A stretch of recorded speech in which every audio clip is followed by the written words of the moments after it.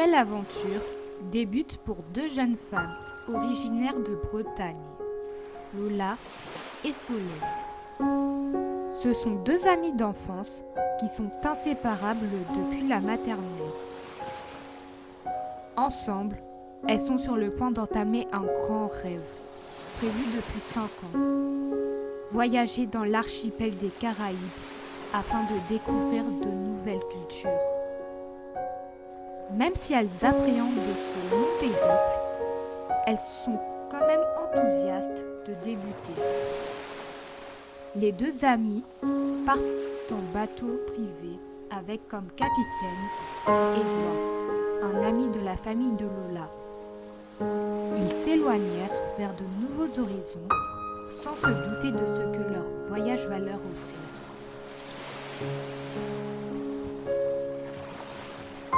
Quelques jours après leur départ, le bateau continua de naviguer et se rapprocha de l'archipel des Caraïbes.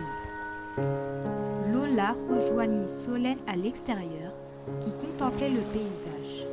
« Alors comme ça, on n'attend pas sa meilleure amie », déclara Lola. « Excuse-moi, tu étais encore en train de dormir, je ne voulais pas te réveiller », se justifia Solène. « Ce n'est pas grave, t'inquiète. Profitons du voyage ensemble. En tout cas, je suis contente de faire ce voyage avec toi. » « Moi aussi, je suis contente. Je ne pouvais pas rêver mieux qu'un compagnon de voyage comme toi. Après, je t'avoue que je ne sais pas comment je vais tenir avec le manque de mes proches. Ne t'inquiète pas. Sache que tu n'es pas toute seule.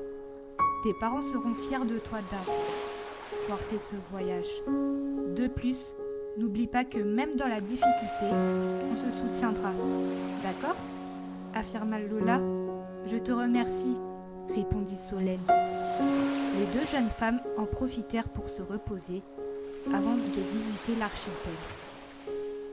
Quelques heures plus tard, en fin d'après-midi, Édouard annonça aux jeunes femmes depuis son microphone qu'ils se rapprochaient de leur destination.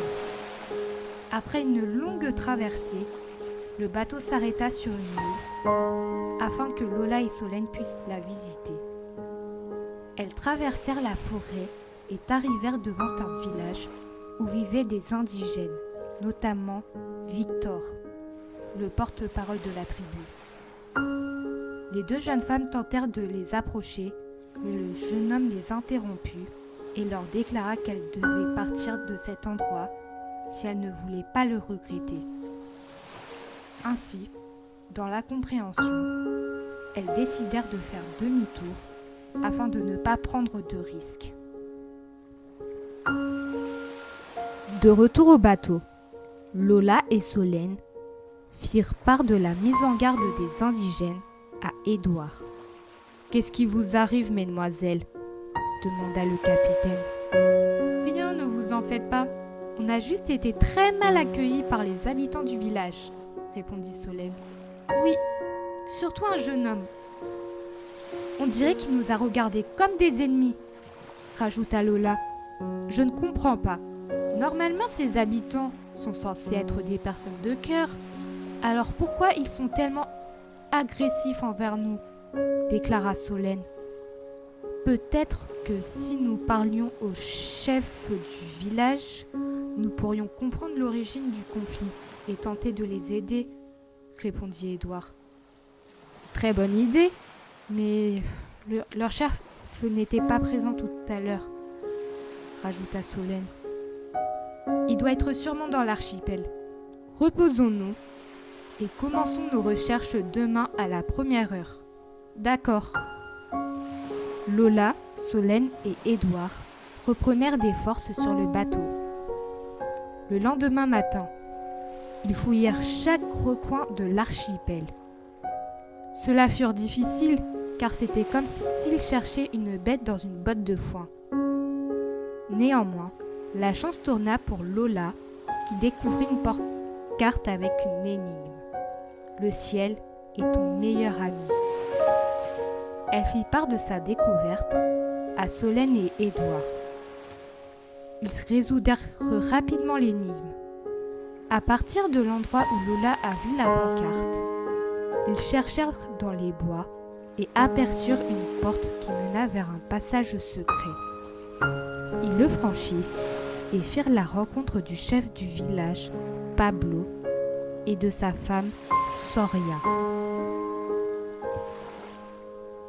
Après avoir rencontré Pablo et Soria, Lola, Solène et Édouard leur demandèrent des explications. Même s'il se méfia d'eux, le chef du village accepta de leur expliquer la situation. Il y a quelques années, des personnes sont venues sur l'île pour faire leur rencontre.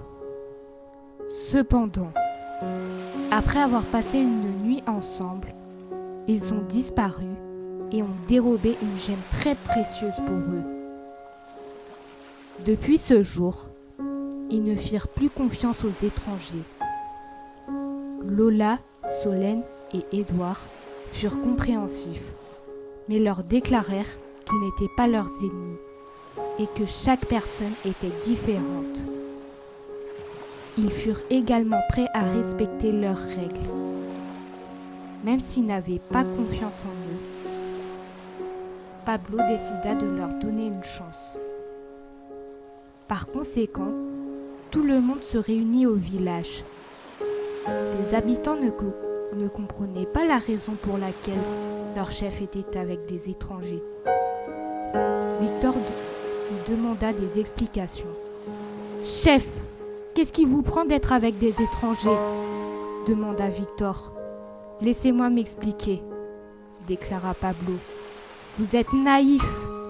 Vous ne voyez pas que ce sont des ennemis ? Je sais ce que tu ressens, Victor, et on ne peut pas vivre dans le passé. Chaque personne sont différentes.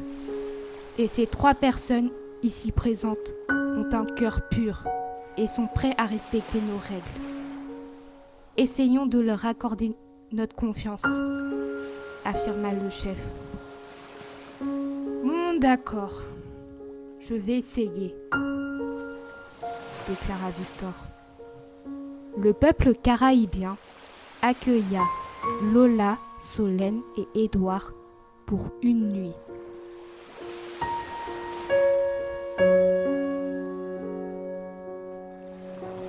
La soirée débuta au village. Tout le monde se réunit autour d'un feu afin de partager un repas convivial. Même si cela fut tendu au début, une bonne entente se mettait en place petit à petit. Vers la fin du repas, le chef fit une intervention auprès de tout le monde. Il souhaita ainsi mettre fin à l'hostilité envers les étrangers et installer une surveillance sur l'île. L'ensemble du peuple était content de cette nouvelle et firent une méditation pour s'imprégner de ces nouveaux changements. Lola, Solène et Édouard, de nature aventurier, firent également la même chose que le peuple indigène. Ils repartent ainsi avec de bons souvenirs gravés dans la mémoire, car ils ont découvert la culture et les coutumes du peuple caraïbien.